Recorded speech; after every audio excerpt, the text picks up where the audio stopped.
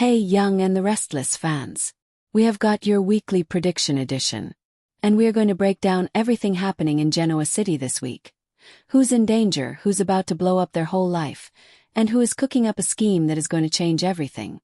We're talking about Nicky Newman's terrifying health spiral, Victor's desperate attempt to pull his marriage back from the edge, and whether he is going to have to eat every single word he said. Plus, Jack Abbott is about to get hit from every direction at once. His son, his ex-wife, and the woman who has been obsessing over him for years are all about to collide. And Billy Abbott. Oh, Billy is about to find out something that is going to send him absolutely through the roof. And we all know what happens when Billy Abbott gets a bone between his teeth. It is Belinda from Soap Dirt, and we have got predictions this week for Nicky and Victor, for Jack and Diane, for Patty Williams, for Adam and Chelsea, for Billy and Sally, for Lily and Devon, and also for Claire and Audra. Before we get into all of it, please click subscribe if you are not following us yet, because you do not want to miss a single episode. And now let's get into it. Our first prediction.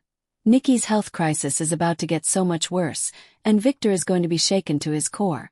Okay, so here's where we are with Nicky and Victor right now. The two of them have been circling each other for weeks. Victor has made it very, very clear that he wants his wife back, but he has also made it painfully clear that he is not willing to share her with Jack Abbott. And on Monday we have Victor throwing down an ultimatum. It is Jack or him, end of discussion. Classic Victor Newman, right? He cannot help himself. He has got this woman who loves him, who has been through absolute hell and back with him for decades, and instead of leading with his heart, he leads with a power play. That is our Victor. But here is the thing. Nicky is not some shrinking violet who is just going to roll over and cut off her best friend because her controlling, infuriating, deeply complicated husband demands it. Especially not right now, especially not after everything that Victor orchestrated against Jack. And yes, we are all still processing the fact that Victor hired Patty Williams to kidnap, drug, and assault Jack Abbott. That is not a small thing. That is something that Nicky is not going to just tuck away in a drawer and forget about. So when Victor makes that ultimatum, I think Nicky's initial reaction is going to be anger. Maybe even a hard no. But then, and this is where it gets really heartbreaking, Nicky's headaches are getting worse. We saw her struggling with them last week. And this week Victoria is going to be pulling her aside and asking some very pointed questions about what is going on medically. And Nicky is going to try to minimize it the way she always does, saying she has had migraines before, she knows what her doctor is going to say, it is an MS symptom, she is already on medication, she has dealt with this before. But Victoria is not buying it, and honestly neither should we, because Victoria asks the question that nobody wants to say out loud. What if it is something more serious? Now, showrunner Josh Griffith gave an interview recently where he said that Nicky and Victor are going to be facing a frightening health crisis, and that it will serve as the catalyst for their reunion. And when you put that together with everything we are seeing this week, it is pretty clear that Nicky's MS is about to take a sharp, scary turn. Here is the medical reality of it. People with multiple sclerosis can develop brain lesions over time, and those lesions can cause all kinds of devastating symptoms. We are talking debilitating migraines, vertigo, partial or complete vision loss, cognitive changes, even strokes. And on top of all of that, people with MS statistically have a higher incidence of certain brain conditions that can become life-threatening if they go undetected. This is not a storyline where Nicky just pops a pill and bounces back. This feels like the writers are setting up something major. And here's what I think is going to happen. I think Nicky's health is going to deteriorate fast enough that Victor is going to have to completely abandon that ultimatum he just issued. Because when the man who loves her more than anything in the world is watching her struggle, watching her suffer, he is not going to be standing there saying, "But what about Jack Abbott?" He is going to be in full Victor Newman protective mode, and that means getting her every resource, every support, and yes, probably even tolerating Jack if Jack is who Nicky needs right now.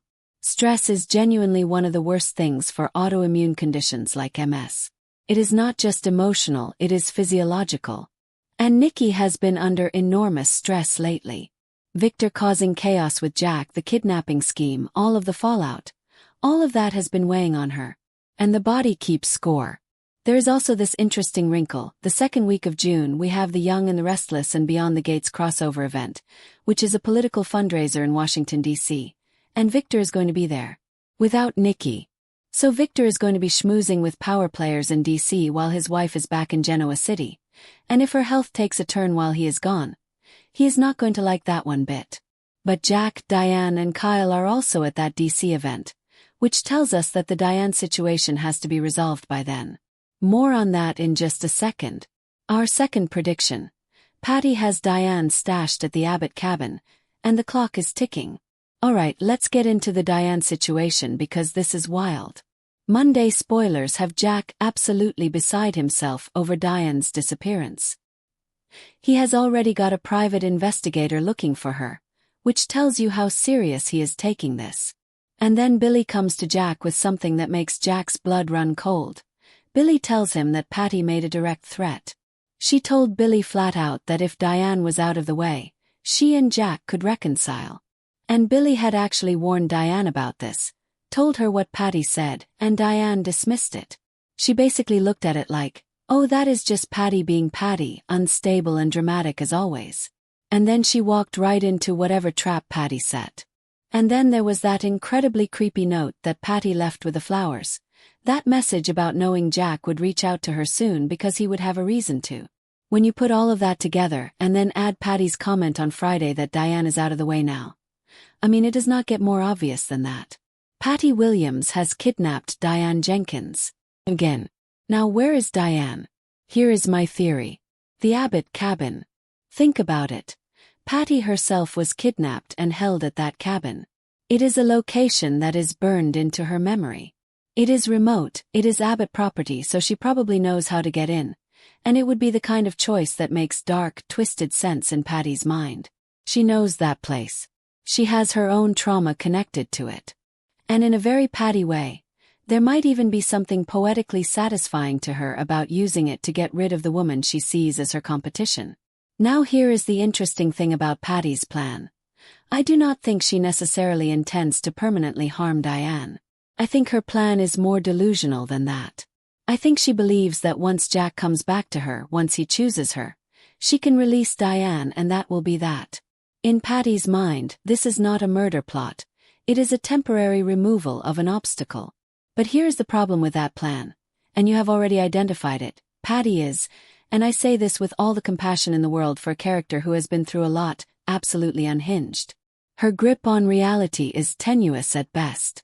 And she has already crossed so many lines this week, from threatening Diane to making that comment about her being out of the way, that the situation could escalate in ways even she did not plan. The good news, and we have the spoilers to back this up, is that Diane is going to be in Washington, D.C. with Jack and Kyle for the crossover event the week of June 8th. So Diane gets found and rescued before the end of this week. Whether it is Jack's private investigator who tracks her to the cabin, or whether Billy puts some pieces together and figures it out, or whether someone else entirely stumbles onto the situation, we do not know yet. But she gets out. And then the real question becomes, what happens to Patty? Because at some point Patty Williams has to face consequences, and those consequences are going to be severe. Our third prediction. Chelsea is connecting the dots on Adam, and she is not going to like what she finds. Tuesday we have Adam and Sally sitting down to talk about her pregnancy. And separately this week, Adam pulls Chelsea aside and, completely out of nowhere, asks her if she has thought about having another baby. And Chelsea's reaction, I imagine, is going to be somewhere between confused and alarmed. Here is the context.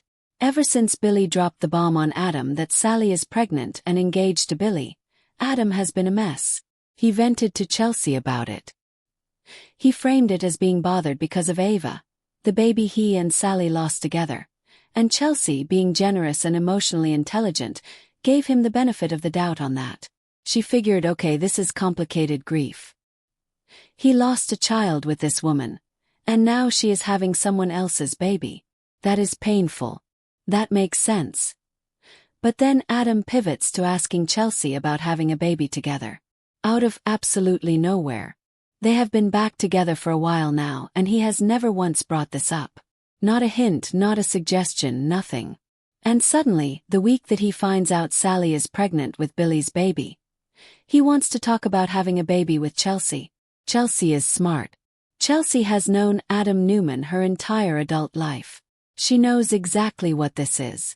Josh Griffith said in that same interview that Adam is going to be inappropriately protective of Sally and her unborn child, and specifically said it is not romantic, but it is also not healthy. Which is kind of a fascinating distinction to make, right? Because it tells us that Adam himself might not even understand what is driving his behavior. He might genuinely believe he has moved on, that he just cares because of their shared loss, that he is just being a decent human being. But the way it is going to come out, the baby question, the hovering, the emotional intensity around Sally's pregnancy. Chelsea is going to start watching her boyfriend unravel in slow motion. And that is going to be devastating for her because Chelsea has done so much work to rebuild her own life, her own stability, her own happiness. And the last thing she needs is Adam dragging his unresolved feelings for another woman into the middle of it. I think Chelsea freaks out at Adam this week, and honestly, she is not wrong to. Our fourth prediction. Billy finds out Lily got Chancellor, and he absolutely loses his mind. Okay, so here is the setup. Thursday, Victor is declaring victory. And by Friday he is making good on the promise he made to Lily. And the promise was Chancellor Industries.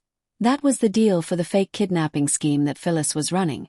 And now that Phyllis has been forced to hand Newman Enterprises back over to Victor, he is paying up.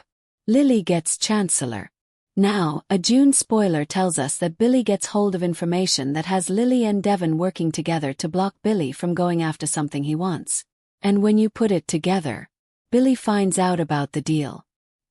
He finds out that Lily was involved in this whole scheme, that she helped Victor, and that her reward was Chancellor Industries, the company that Billy has spent years of his life obsessing over. And Billy is going to explode. Here is the thing about Billy Abbott that is both his greatest flaw and honestly kind of his most compelling character trait. He cannot let go. He intellectually knows that Chancellor Industries is not his to claim, that the Newman family and the Catherine Chancellor legacy are bigger than him, that Devon probably has more of a legitimate claim to the Chancellor name than he does. He knows all of this. And yet he cannot stop himself from wanting it, reaching for it, fighting for it. It is like the white whale for him. And now he is going to find out that while he was off falling in love with Sally and planning a wedding and being genuinely happy,